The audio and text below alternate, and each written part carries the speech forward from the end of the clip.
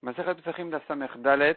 On va reprendre les quelques dernières lignes qui ont été étudiées déjà dans le cours de Shabbat, de manière à commencer le sujet plus ou moins à l'endroit où on pourra comprendre la suite. Donc on va reprendre ici en fait le Daf Samech Gimel Amud Bet, à la première grande ligne. La Gemara ramène une braïta. Une première braïta, et ensuite on va voir la deuxième braïta qui la contredit. Et le sujet ici il est à savoir, sachant que la Torah interdit de faire la shrita du Pesach alors que quelqu'un a du Chametz, et qu'on a vu ce quelqu'un en question, c'est pas n'importe qui, il faut qu'il fasse partie soit des Kohanim qui font la voda, ou de ceux qui font la voda du Pesach, soit du groupe qui doivent le manger. Et il faut savoir, est-ce que ça concerne les autres korbanot aussi? Est-ce que si quelqu'un parmi eux, par exemple, avait du Chametz à la maison, et qu'il a fait, quelqu'un disons qui a du Chametz et qui a fait un autre korban que le Pesach, est-ce qu'il est chayav ou pas? Donc on a ici une première braïta qui dit, à la première grande ligne du Daf Samer Gimel Amud Bet, à la fin de la ligne, chez moi c'est à la fin de la ligne, Ashochet et Pesach. Ashochet et Pesach à la Chametz. Celui qui fait la shrita du Pesach alors qu'il a du Chametz à la maison, over belotase. Il transgresse un lotase, une mitzvah négative de la Torah. Et matai, quand est-ce qu'il est chayav, bisman shehu la shochet, ou la zorek, ou l'echad ibn chabura. À condition que le Chametz, il appartienne à quelqu'un qui est soit le shochet, soit celui qui jette le sang du korban, soit quelqu'un du groupe. Aya l'echad besafa olam, si un juif au bout du monde avait du chametz, enzakuklo, celui qui fait son Pessah maintenant, alors qu'il y a un juif sur terre qui a du chametz, il n'a pas à craindre ce problème, il n'a pas à s'en occuper. Vechad ha-shochet, vechad ha-zorek, vechad ha-maktir chayav, aussi bien le shochet, que celui qui jette le sang du Pessah au misbeach, que celui qui brûle les graisses au misbeach, il est chayav, s'il y a du chametz. S'il a du chametz, soit quelqu'un du groupe. Aval hamolek et haof barba asar, mais celui qui fait la melika. La melika, c'est à la place de la shrita. Le Kohen, avec son ongle, l'ongle de son pouce, il casse la nuque de la volaille. C'est à la manière de la shrita des volailles de korbanot. Celui qui fait cette melika en question, barba asar, le 14 Nissan, alors qu'il a du chametz, eno over belo klum. Il ne transgresse, enfin, quand je dis du 14, on verra dans la Gemara de quoi il s'agit exactement. Donc il s'agit en fait vraiment du 14, mais pas de Chol HaMoed, comme on verra. En tout cas, celui qui fait cette Melika alors qu'il a du Chametz, il n'a rien fait de mal. Il n'a pas transgressé le lave d'avoir du Chametz à la maison alors qu'il est en train de faire la Melika d'un korban, d'une volaille qui sert en réalité non pas à Pessah, parce que Pessah ne vient que d'agneau, ça sert plutôt à purifier des gens qui n'ont pas terminé de se purifier tant qu'ils n'ont pas amené leur korbanot, et qui veulent manger du Pessah le soir, donc ils font leur dernier korbanot pour se purifier, pour terminer leur purification. Et donc cette volaille-là, à qui on a fait la Melika alors qu'on a du Chametz, n'est pas un Issour. Véramine, contre ça, la Gemara elle ramène, c'est là où on en était. Ici, maintenant, la Gemara elle ramène une autre braïta qui contredit cette première braïta. Et voilà comment la deuxième braïta elle tient. Ashochet et Pesach al Chametz, celui qui fait la shrita du Pesach alors qu'il a du Chametz. Over belotaase, il a transgressé un lotaase. La Torah interdit de le faire. Rabbi Yehuda Omer, afatamid. Rabbi Yehuda dit, non seulement celui qui fait la shrita du Pesach alors qu'il a du Chametz, il est chayav, mais celui aussi qui a fait la shrita du Korban Tamid, il est aussi chayav. Alors, c'est-à-dire, il s'agit en fait du Korban Tamid de l'après-midi du 14 Nissan.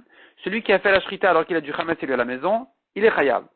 Amroulo, on a dit à Rabbi Yehuda, les Chachamim lui ont dit, le Amrou, elle avait Pesach Bilvad. La Torah ne l'interdit que pour le Pesach, pas pour le Tamid. Et Matai, quand est-ce que ça a été interdit? Bisman Shesh la Shochet, ou la Zorek, ou l'Echad ibn Chabura. Si le Shochet a du Chametz, ou le Zorek qui jette le sang, ou bien un du groupe a du Chametz, c'est là on est chayav. Ayal Echad Besof Haolam, mais si un juif au bout du monde avait du Chametz, En Zakukulo, il n'a pas à s'en occuper. Vechad HaShochet, Vechad HaZorek, Vechad HaMolek, Vechad HaMazeh chayav. Ici, on a une liste de personnes qui sont chayavim s'il y a du Chametz. Donc Echad HaShochet, c'est celui qui fait la shrita, Vechad HaZorek, celui qui jette le sang, Vechad HaMolek, celui qui fait la melika d'une volaille, il est aussi chayav. Donc déjà une première contradiction par rapport à la première braïta qui avait dit qu'il n'est pas tour celui qui fait la melika d'une volaille. C'est Khatat HaOf. Khatat HaOf, un korban khatat de volaille, celui qui lui fait la melika, selon la première braïta, il n'est pas tour même s'il a du chametz, selon la deuxième, il est chayav.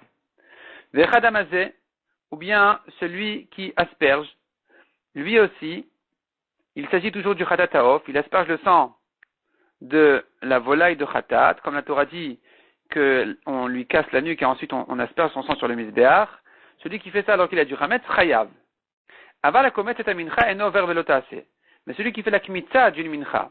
Mincha, c'est une offrande de farine. La kmitza, c'est ce qui est parallèle à la shrita d'un animal. Pour le korban, on fait la kmitza d'une mincha. C'est-à-dire que le kohen, il prend une poignée de farine qu'il va mettre sur le feu du mizbeach. Le reste sera mangé par les kohanim. Ce komet en question n'est pas considéré comme une shrita vis-à-vis de ce lotaase, de cette interdiction de garder du chametz alors qu'on est en train de faire la shrita ou ici de la kmitza. Donc quand il fait la kmitza d'une mincha, il est patour, même s'il avait du chametz. Amaktir et emourin, celui qui brûle les graisses du Pessah, ou bien d'autres korbanot pendant Chol HaMoed, alors qu'il a du chametz, et non vers belotaase. Il n'a pas de lotaase pour cette action-là. D'avoir brûlé les graisses, ça ne ressemble pas à faire la shrita du Pessah, et donc il n'y a pas dessus de lotaase. Ici, c'est la deuxième contradiction par rapport à la première braïta qui avait dit que celui qui est maktir, qui brûle les graisses, il est chayav. Alors que là, dans la deuxième braïta, on est en train de voir qu'il est patour. Et c'est ça ce que la Gemara demande. Donc on commence maintenant le Daf Samech Dalet, et la Gemara pose la contradiction. Kashi Amelika, nous avons une contradiction à propos de l'Amelika, s'il est chayav ou patour. Alors que selon la première braïta, on a vu que pour l'Amelika, il est patour, selon la deuxième, on a vu qu'il est chayav. Kashi Aktara, Aktara, et inversement, nous avons encore une contradiction à propos de l'Aktara. Celui qui a brûlé les graisses, d'après la première braïta, il est chayav, d'après la deuxième, il est patour. Veleta, Mère la Gemara demande, et d'après toi-même qui pose une contradiction entre les braïtot. Tikshelach, Higoufa. Tu devrais te poser la contradiction sur cette même braïta elle-même. Dektane, car on a vu dans la braïta, lo amrou la Pesach bilvad. On a dit de ce issour-là qu'à propos du Pesach, et pas des autres korbanot.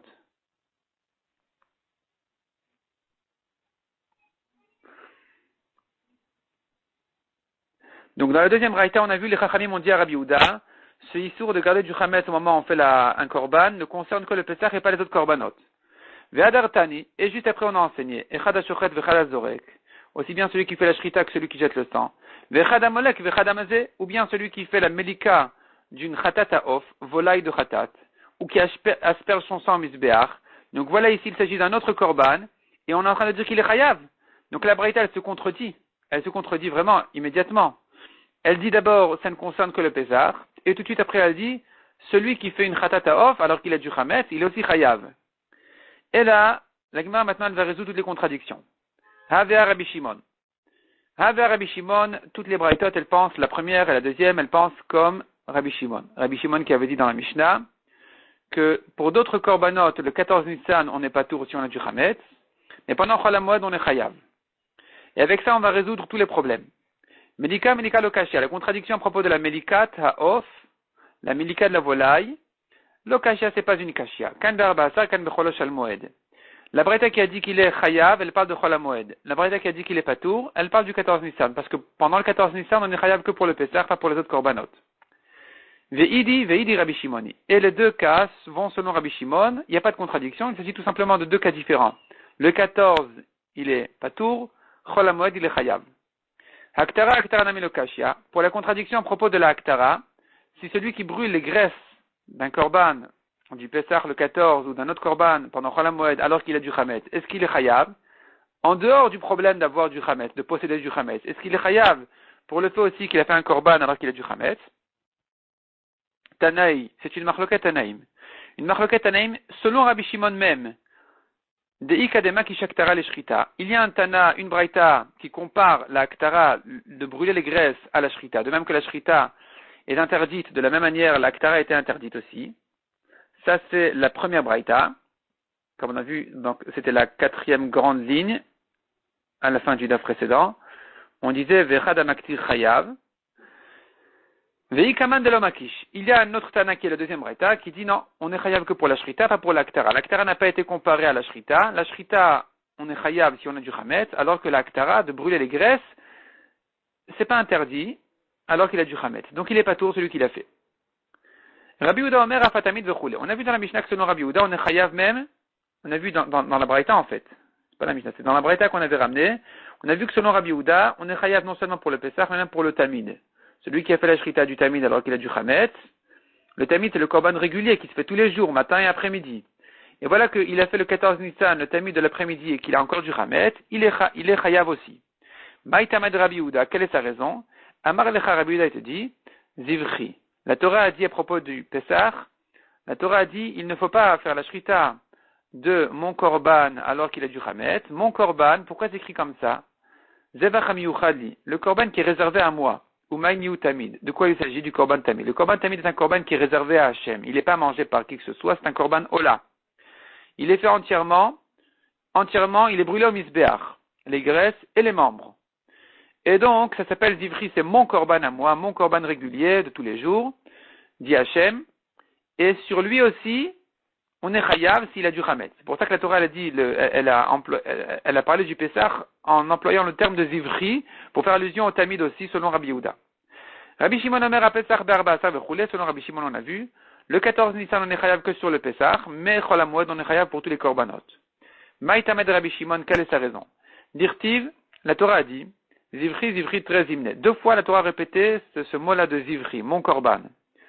Kribé, on fait une dracha. On pourrait lire donc de ces 2 mots-là, on pourrait lire de la manière suivante. Zevach, Zvachai. Si on prend le Yud d'un Zivri, on le met sur l'autre Zivri, ça donne Zevach. Le premier Zivri duquel on a enlevé le Yud, il reste Zevach, le korban. Et le deuxième Zivri sur lequel on a ajouté un Yud, ça devient Zvachai au pluriel. Donc Zevach c'est au singulier, Zvachai c'est au pluriel. Les Maïvreta Palgin ou Rachmana, pour quelle raison la Torah les a séparés Me'adad l'un de l'autre? Pourquoi la Torah a eu besoin de dire un korban alors qu'elle a dit Zvachai me korbanot? Donc tout est inclus. Tout y est inclus. C'était pas la peine de dire au singulier alors que c'est déjà écrit au pluriel. Je sais déjà que pour tous les korbanot on est chayav si on a du Hametz. Velo katav Zvachai. Pourquoi la Torah ne s'est pas suffi d'écrire le mot Zvachai? Les mêmes pour nous dire. Il y a des fois où on est chayav que sur un korban, et à un autre moment on est chayav sur tous les korbanot. Bisman deika zevach, au moment où il y a un korban, qui est le Pessah, l'homme est chayav azvachai. Il n'est pas chayav sur les autres korbanot. Donc le 14 Nissan, où on fait le korban Pessah, on est chayav que pour le Pessah s'il a du Hametz, pas sur les autres korbanot. Bisman deleka zevach, mais au moment où il n'y a plus de korban Pessah à faire comme Chol HaMoed, mais chayav azvachai, il est chayav sur tous les autres korbanot aussi, s'il a du Hametz. Uba Moed lishmo patur vechule. On a vu dans la Mishnah encore, Chol HaMoed, s'il a fait le korban Pessah en son nom pour Pessah, il est patur parce que c'est un korban pasoul. Mais s'il a fait shelo lishmo, il a dit je fais cet agneau-là pour shlamim, alors qu'il était réservé à être Pessah, eh bien il est chayav parce que c'est un korban shlamim kasher, donc il se trouve qu'il est en train de faire un korban kasher pendant Chol HaMoed alors qu'il a du Hametz, et donc il est chayav.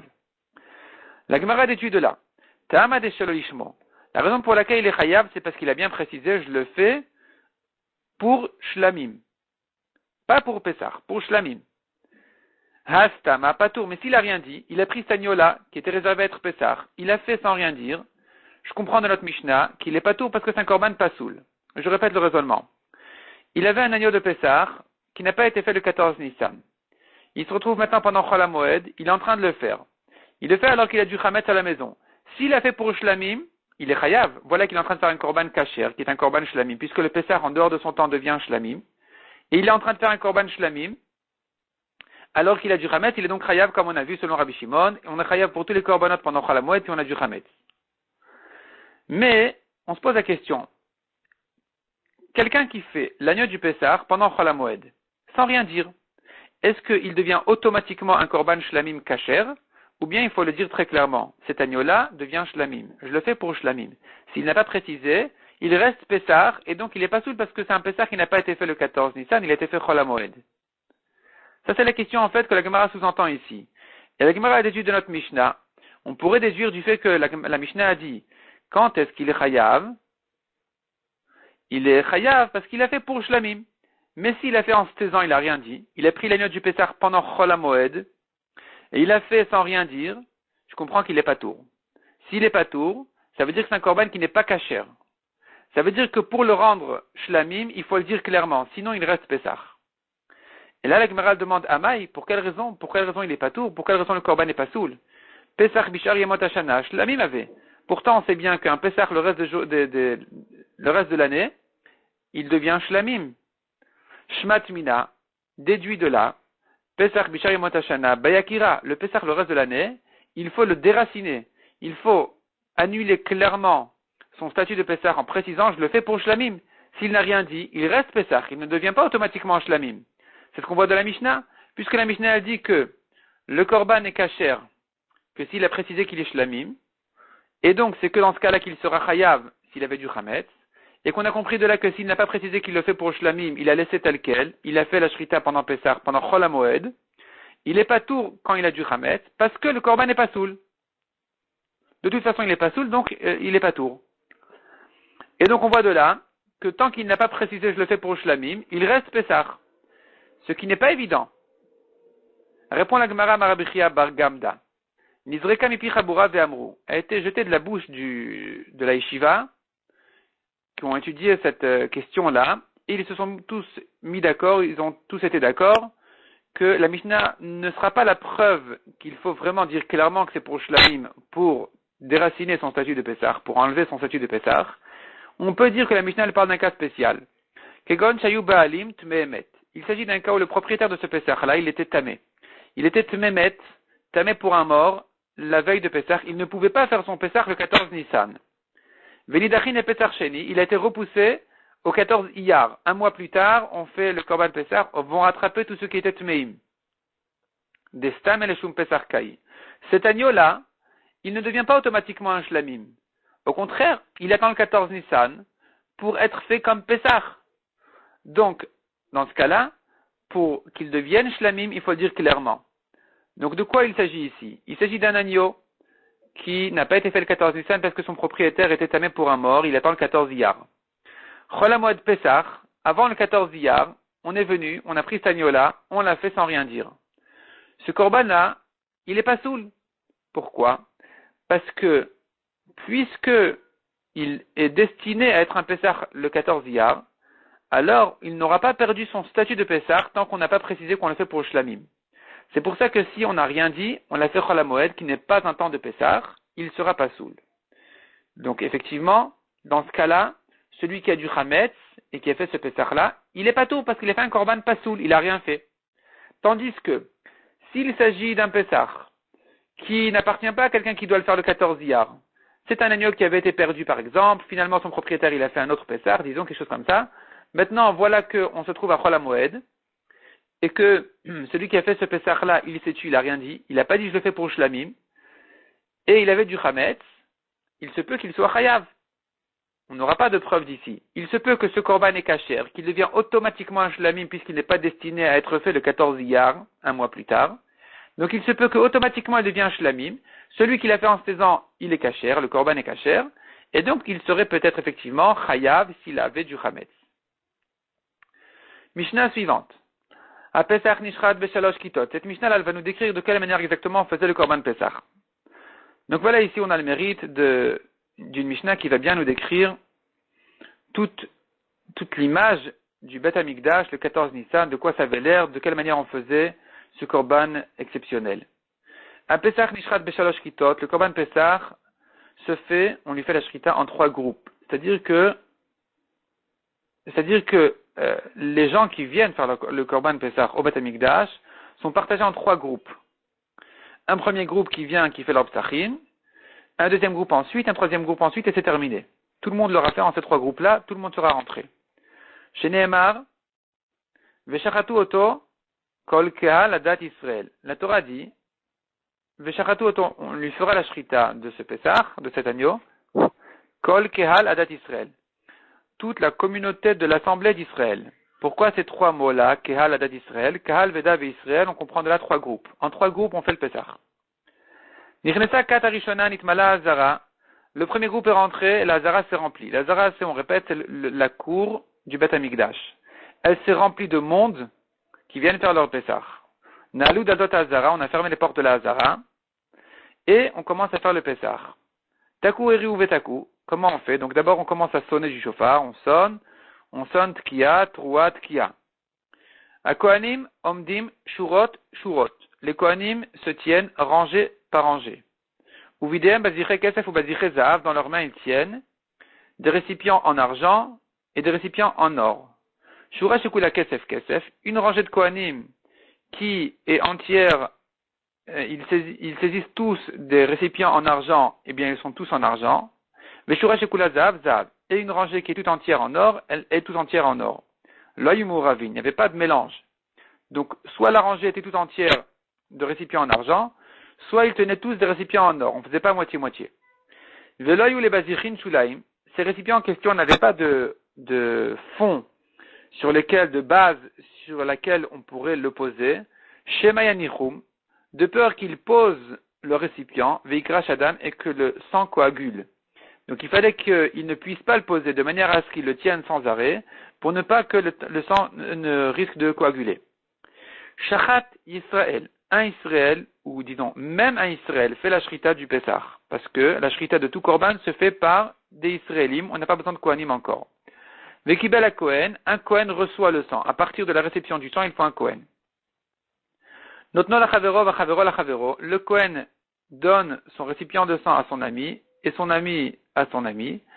Ou mekabel est amalé, et chacun de ces Kohanim de cette rangée-là reçoit un récipient plein, ou marzir est arekan, et en même temps il rend un récipient vide.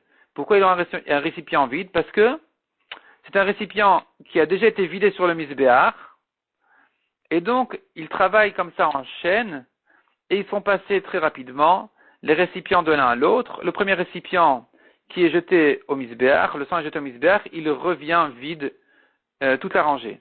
Donc chaque Kohen finalement, il donne un récipient plein au Kohen qui est plus proche du misbéach que lui, et il rend un récipient vide au Kohen qui est plus loin du misbéach que lui. Un karov est à la misbéach, le Kohen qui est proche du misbéach, zokoz rika arat keneged hayesod, il jette le sang une fois à un endroit où il y a le yesod, qui est la base du misbéach, parce que le yesod n'entourait pas tout le misbéach. Il y avait une partie du misbéach qui n'avait pas de yesod. Donc il fallait jeter le sang au misbéach à un endroit où il y a le yesod. La base du misbéach qui était un genre d'escalier de marche comme ça, qui dépassait du misbéach à l'ouest, au nord, et une ama à l'est, une ama au sud.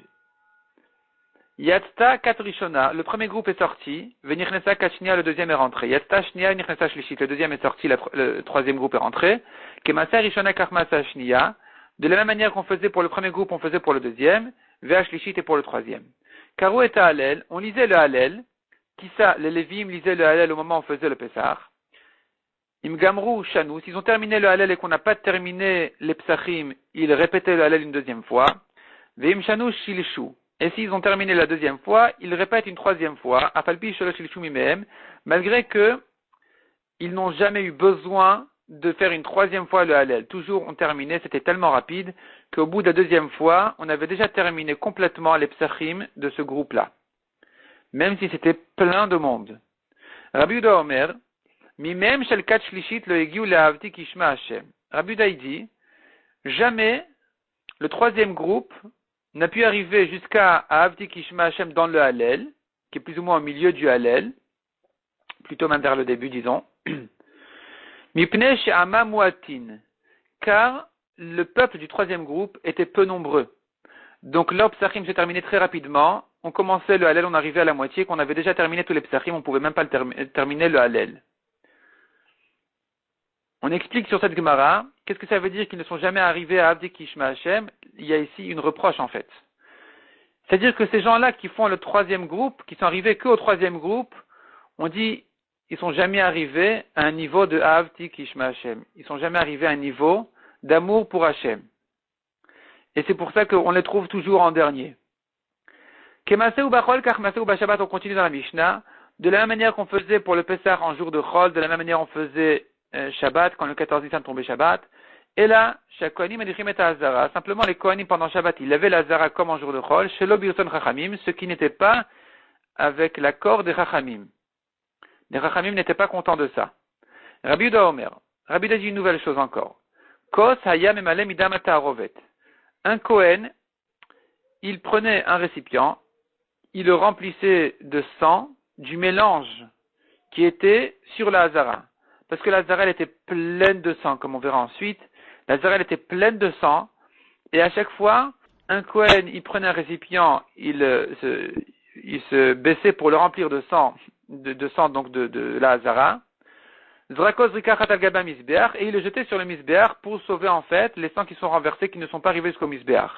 Et avec ça, on suppose que le sang du Pessar qui a été perdu, il va enfin arriver au Misbeach, on aura résolu ce problème. Velod ou les Chachamim n'ont pas été d'accord avec Rabbi Yehuda. N'ont pas été d'accord de faire cette solution-là que de jeter un sang du mélange des sangs qui étaient sur la Hazara pour sauver un sang qui s'est renversé. Ketzad Tolin Mafshitin. De quelle manière on accrochait l'agneau pour le dépecer? Des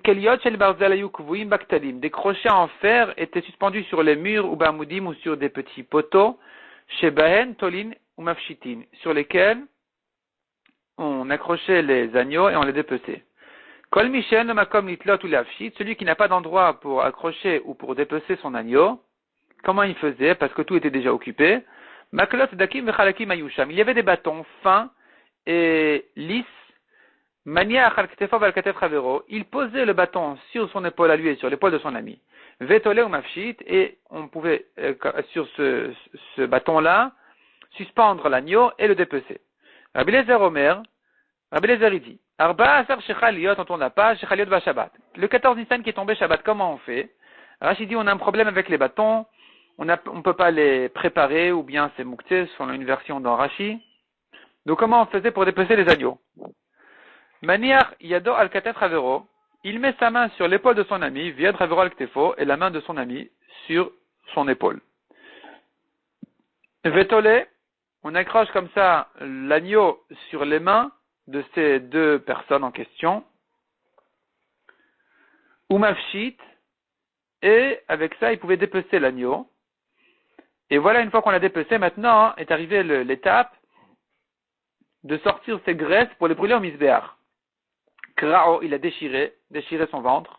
Veotiet et Mourav, il a sorti ses graisses. Netanam Magis, il a mis sur un plateau. Viktiran al-Gabin misbéach, et il les a brûlés au misbéach. En fait, il s'agit ici de deux personnes différentes.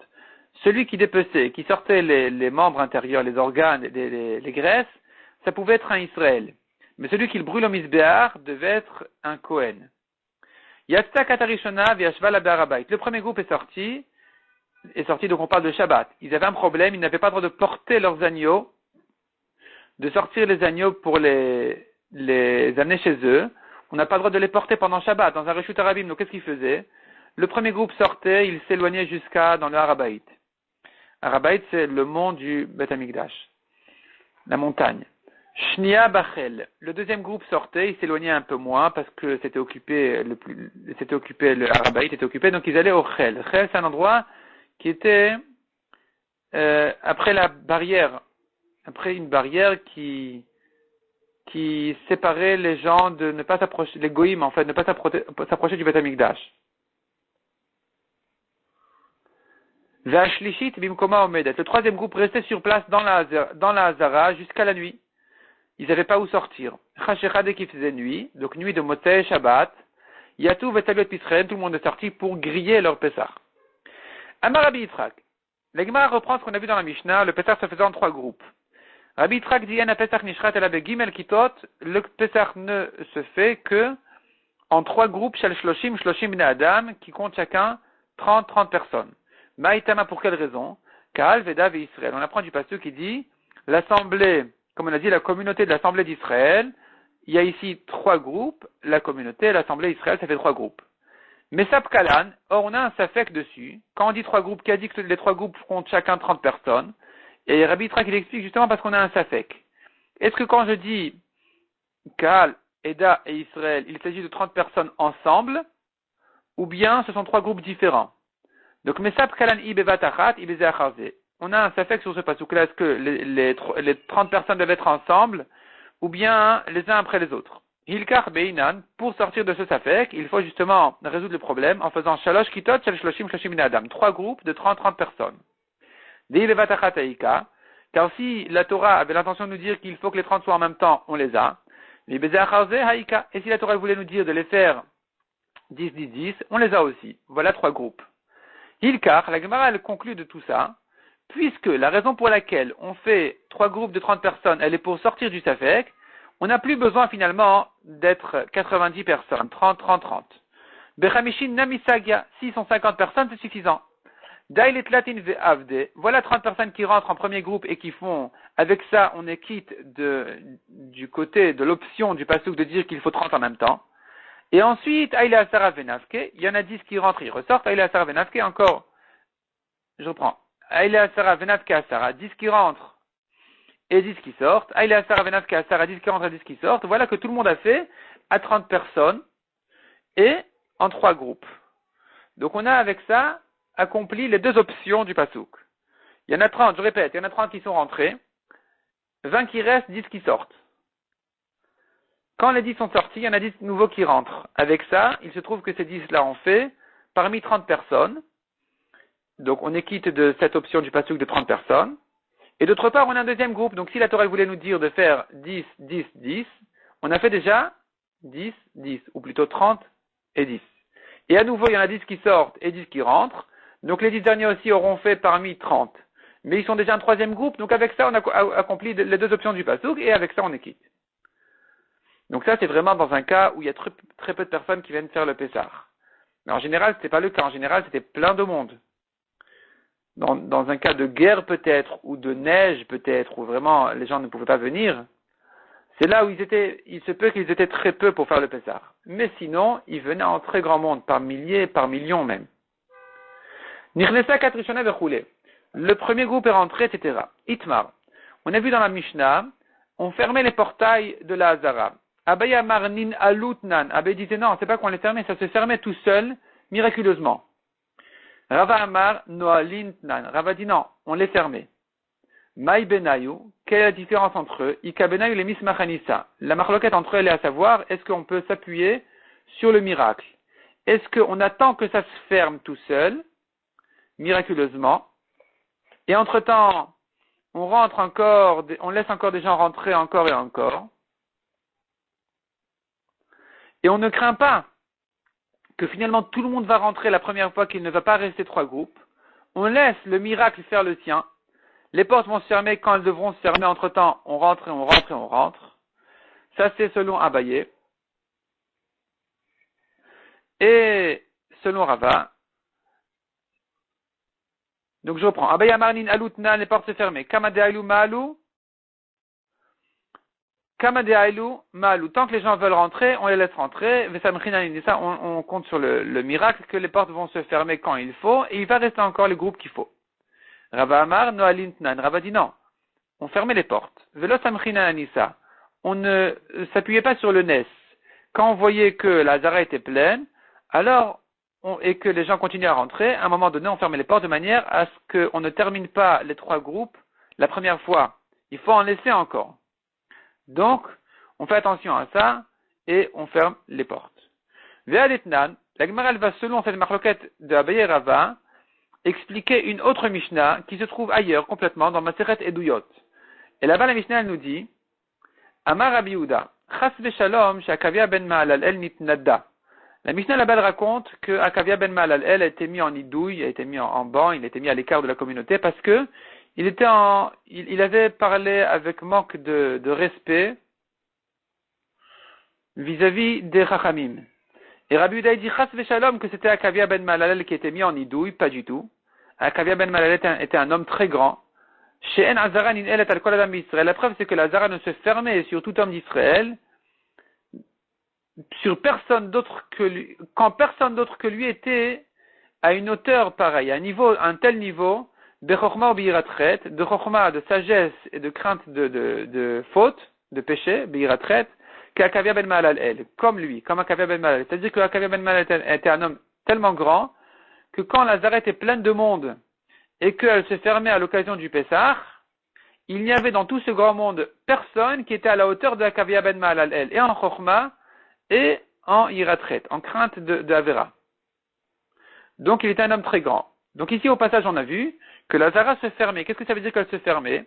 Et là justement Abaye et Rava, ils vont l'expliquer chacun à sa manière. Abaye metaretz letame, Rava metaretz letame. Abaye va l'expliquer à sa manière et Rava aussi. Abaye metaretz letame, selon Abaye, comment on va comprendre cette phrase-là? En ba'azara besha shenin ala al kol adam Israël. Il y avait dans la Zara, au moment où elle se fermait sur tout homme d'Israël, bechokma ou viratret, en chokma et en iratret, il n'y avait personne qu'Akavia ben Ma'alalel, comme lui, comme Akavia. Rava Amar, Rava metaretz letame. Mais Rava explique autrement la Mishnah. Il dit, en ba'azara, il n'y avait pas dans la Zara, besha shenin ala al kol adam al kol Israël, au moment où on l'a fermé sur tout Israël, il n'y avait pas de Chochma ou Biratret qu'Akavia ben Malalel. Il n'y avait personne à la hauteur de Akavia. Donc voilà Abaye Rava, chacun explique à sa manière. Est-ce que les portes se fermaient d'elles-mêmes ou bien on les fermait? Tanu Rabanan me'olam lo nitma'ech adam ba'azara. Jamais quelqu'un ne s'est écrasé à mort dans la Hazara, chutz mi Pesach echad, sauf une fois, un Pesach, Shaya bime Hillel, qui était du temps de Hillel, shenitma'ech bo zaken echad, où il y avait tellement de monde qu'un vieux s'est écrasé là-bas, et apparemment il est mort de ça. On appelait ce Pesach-là, on l'appelait Pesach Meuchin, le Pesach des écrasés. On explique que cet homme-là, il avait un mauvais œil sur ce grand monde d'Israël qui venait. Donc il était puni. Tanu Rabanan. Pa'amachat, Bikesh Agrippas Amelech liten enav b'chlusei Israël. Une fois, le roi Agrippas voulait compter les peuples, le grand monde d'Israël qui venait faire le Pesach. Ou qui voulait savoir en général combien de personnes il y a. Amar le Kohen Gadol, donc le roi Agrippas a dit au Kohen Gadol, Ten enecha b'psachim, mais jette un coup d'œil sur les psachim, compte, je veux savoir de combien il s'agit. Natal kulia mikol echad, et le Kohen Gadol a pris un rein de chaque agneau, venimtseu sham shishim ribo, et on a trouvé 600 000 zougé klayot, couple de reins, alors qu'il avait pris qu'un seul rein de chaque agneau. Donc en fait, ça veut dire qu'il y avait 1 200 000 de psachim d'agneaux, qui flaime qui était Mitzrayim, le double d'Israël qui sont sortis d'Égypte, qui n'étaient que 600 000. Chutz mitame v'shabeder choka, en dehors de ceux qui étaient même qui n'ont pas fait le Pessah, ou ceux qui étaient loin, qui ne pouvaient pas venir. Ve'en chakol Pessah ou Pessah shalonimnu alav, et tu n'as aucun agneau sur lequel n'ont pas été comptés, c'est-à-dire sur chaque agneau a été compté au moins yoter me'asara bnei adam, au moins 10 personnes. Il n'y avait pas moins que 10 Il n'y avait pas un agneau sur lequel il n'y avait pas plus que 10 personnes. Donc en fait, ils étaient au moins 10 personnes, au moins plus que 10 personnes sur chaque agneau. Donc ça fait un grand nombre. S'il y avait 1 200 000 d'agneaux, fois 10, ça fait déjà au moins 12 millions si c'est pas plus. C'est pas si c'est pas plus, c'est que c'était bien plus que ça. Et tout ça, ça a été fait en 3 groupes, pour nous donner une idée un petit peu de ce qui se passait là-bas, des nissim que les gens vivaient. Vayu korin oto Pesach meubin. On appelait ce Pesach le Pesach épais. Le Pesach bien épais en personnes, en nombre de personnes. En peuple. Natal Koulia demande à Gemara est-ce qu'il a pris un rein. Ha baya ktura, il faut le brûler au misbéar. Comment est-ce possible? Répond la Gemara, quel est le problème? D'Adam Maktirleo. Il est compté, il comptait les reins, et ensuite il est brûlé. Demande la Gemara ve'aktiv tiro. On a dit dans le pasuk, il va le brûler chez l'œil Arev Chalabav Shalze Beze. On n'a pas le droit de mélanger les graisses de l'un avec l'autre. Donc il faut que le rein ne soit pas brûlé avec d'autres reins. Il faut qu'il vienne avec les autres graisses de ce même agneau. Ou en tout cas qu'il ne soit pas mélangé avec d'autres reins. Répond la Gemara, Dehadar Maktirleu. Chada Chada. Ensuite il est brûlé un à un. Chacun séparément pour ne pas les mélanger, le rein d'un agneau avec celui d'un autre. Ve'atayna demande la Gemara, mais c'est pas encore suffisant. Là, on a une braïta qui dit Viktiram chez Kulok Echad. Il faut vraiment que toutes les graisses de l'agneau, avec les reins inclus, soient brûlées en même temps au misbéar. Répond la Gemara la Tfisa Be'alma. Et c'est pas qu'il le prenait, c'est qu'il le tenait un instant. De chaque illuminayu, le Kohen tenait le rein un instant. Adeya Vinlamide Achina, le temps qu'on lui mette autre chose en échange. C'est-à-dire qu'en fait, il prenait du plateau le rein de l'agneau. Un Kohen en face lui donnait disons, il jetait un petit caillou dans une boîte ou une fève, et ensuite on comptait les petits cailloux, les fèves, pour savoir de combien il s'agissait, combien d'agneaux on avait obtenu. Et après ça, il remettait tout de suite le rein sur le plateau pour brûler les graisses en même temps avec les reins qu'il fallait. Ça nous montre encore une fois l'ordre et la prudence et l'attention des Kohanim. Parmi tous ces agneaux-là qui étaient 1 200 000, il y avait à chaque fois les graisses et les membres les organes de ce korban qui se faisaient en même temps, sans les mélanger les uns avec les autres, et sans les séparer une partie des graisses de l'autre partie des graisses. Tout était fait correctement comme il faut. Kohanim amdin shurot vechulé. On a vu encore dans la Mishnah, les Kohanim se tenaient en rangée par rangée, et qu'une rangée qui était de récipients en or était tout entière en or, une autre rangée de récipients en argent était tout entière en argent. Maïtam, à quelle raison qu'on ne mélangeait pas les récipients dans la même rangée? Il est madil machak le dedava ou me'aï le kaspa. Si c'est parce qu'on craint qu'il va se trouver un Kohen qui prend un récipient en or et qui donne en échange un récipient en argent. Et donc finalement il a baissé de la kedusha, il est descendu de l'or à l'argent. Donc on n'a pas à faire comme ça. Achanami, demande la Gemara, ce n'est pas une solution de faire une rangée tout entière en or ou tout entière en argent, parce que ici aussi on devrait craindre. Dilmachak le barmatan, peut-être qu'il prend un récipient vide qui vaut 200, ou me'aï le barmea, et qu'il donne en échange un récipient plein de 100 qui ne vaut que 100, donc finalement il a baissé la kedusha de 200 à 100. Et là répond la Gemara, c'est pas ça la raison, c'est pas un problème de baisser de kedusha d'or à l'argent, mais des harish shapir fait. Ça apparaît plus joli. C'est plus joli de faire bien ordonné, tout en or, alors tout en or, tout en argent, sans mélanger. On a vu encore dans la Mishnah que ces récipients en question n'avaient pas de base pour les poser. Tanoura Banan, quoi la bazichin chez Mikdash? En général, tous les bazichines du Bet Amikdash, dans lesquels on recevait des sangs, n'avaient pas de base pour les poser.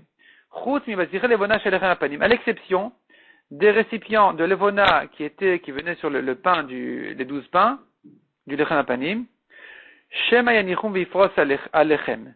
Là, eux avaient une base pour qu'on puisse les poser sur la table directement dans le echal. Cette fois-ci, c'était posé une semaine entière, donc il n'y avait pas de problème de sang qui coagule. Et ces récipients-là, justement, ils avaient une base, on pouvait les poser normalement, parce que sinon, ils risquaient de les poser sur les pains qui avaient une forme un peu spéciale, comme une boîte ou comme une barque, et ça risquait de casser le pain. C'est pour ça qu'il fallait qu'ils aient une base pour pouvoir les poser directement sur la table. Shachat Israël vekibel Kohen vechole, on a vu dans la Mishnah, un Israël faisait la shrita, un Kohen recevait le sang. Demande à Gemara le Sagia de Lav Israël, est-ce qu'il est impossible que ce ne soit pas un Israël qui fasse la shrita, un Kohen ne peut pas faire la shrita, pourquoi c'est un Israël qui doit faire? Répond la Gemara Igoufa Kamash Malan, c'est justement ça ce que la Mishnah vient nous apprendre. Des shrita bezar kshera, la shrita en général est kshera même par un étranger qui n'est pas Kohen. Vekibel Kohen, on a vu encore dans la Mishnah, c'est le Kohen qui recevait le sang, Hakamash Malan, la Mishnah vient nous apprendre, Mikabala ve'elach mitzvah keuna. Depuis la réception du sang, c'est une mitzvah pour les Kohanim. Notno la Chavero, on a vu encore le Kohen donné à son ami. Shmat mina dit la Gemara, on apprend de là. Olacha shelo beregel, la via olacha. La mitzvah d'amener le sang misbeach n'est pas obligé de se faire à pied. On voit qu'on peut amener le sang même shelo beregel, pas à pied. Voilà, il tend le récipient à son ami à son ami, personne ne bouge. C'est considéré comme une holacha. Est-ce que c'est comme ça? Est-ce qu'on pourrait tirer une preuve d'ici? C'est pas évident. Répond la Gemara, non, on n'a pas de preuve d'ici. Dilma hunayad purta, peut-être qu'il bouge un petit peu. Il fait un petit pas et il donne le récipient à celui qui est plus proche du misbeach que lui. Velamay kamash malan, si c'est comme ça qu'il y a le chidouche, a kamash malan, berov amadrat melech. Le chidouche, il est nous dire qu'on faisait ça par un grand monde de Kohanim, parce que c'est comme ça que c'est la majesté du divine, elle paraît meilleure. Quand tout le monde s'occupe de la avoda. Il y a un grand monde de Kohanim. Donc ce qu'on a dit dans la Mishnah qui est donné à son ami, c'est pas pour nous apprendre qu'on n'a pas besoin de marcher pour amener le sang misbeach, mais c'est pour nous dire que on préfère faire avec un grand monde de Kohanim, parce que c'est un plus grand kavod, une plus grande majesté pour le roi. Kibel et amalé ou mardir et arikan vechoulé. Le Kohen recevait le récipient plein, il rendait un récipient vide. Aval ipra l'eau. D'abord il prenait le plein et ensuite il donnait le vide. Pourquoi? L'inverse, dit la Gemara, ipra l'inverse, c'est interdit. On ne pouvait pas d'abord prendre le vide et ensuite donner le plein. Mais Saya et le Rabbi Shimon ben Lakish, c'est une preuve pour Resh Lakish qui a dit, Damar Rabbi Shimon ben Lakish, El Mavirin à la mitzvot. On n'a pas le droit de passer sur des mitzvot sans les faire. Donc si on te tend un récipient plein de sang, d'abord prends-le, ensuite donne le vide. Pas d'abord tu donnes le vide et tu passes la mitzvah, tu passes à côté de la mitzvah sans la faire. La mitzvah de recevoir le plein, elle doit être faite immédiatement. Dès qu'on a l'occasion, on prend le plein. Après, tu peux donner le vide. Kohen akor vetal misbeach vechole, le Kohen qui est proche du misbeach, on a dit jeter au misbeach. Man tana pesach bezrika. Qui c'est le tana qui pense qu'on doit jeter le sang du pesach et pas le verser doucement? C'est une marloquette anaïm. Notre tana pense qu'il faut jeter. Qui c'est le tana qui pense comme ça? Marafriza Rabbi Yossi Aglili de Tanya. C'est Rabbi Yossi Aglili qui dit, dans une braïta, Rabbi Yossi Aglili Omer, et damam tizrok ala misbeach vetrelbam taktir. La Torah parle des premiers-nés. Les premiers-nés, les agneaux, les veaux premiers-nés, tu jetteras leur sang au misbeach et leur graisse tu brûleras au misbeach. Damol onemar et la damam.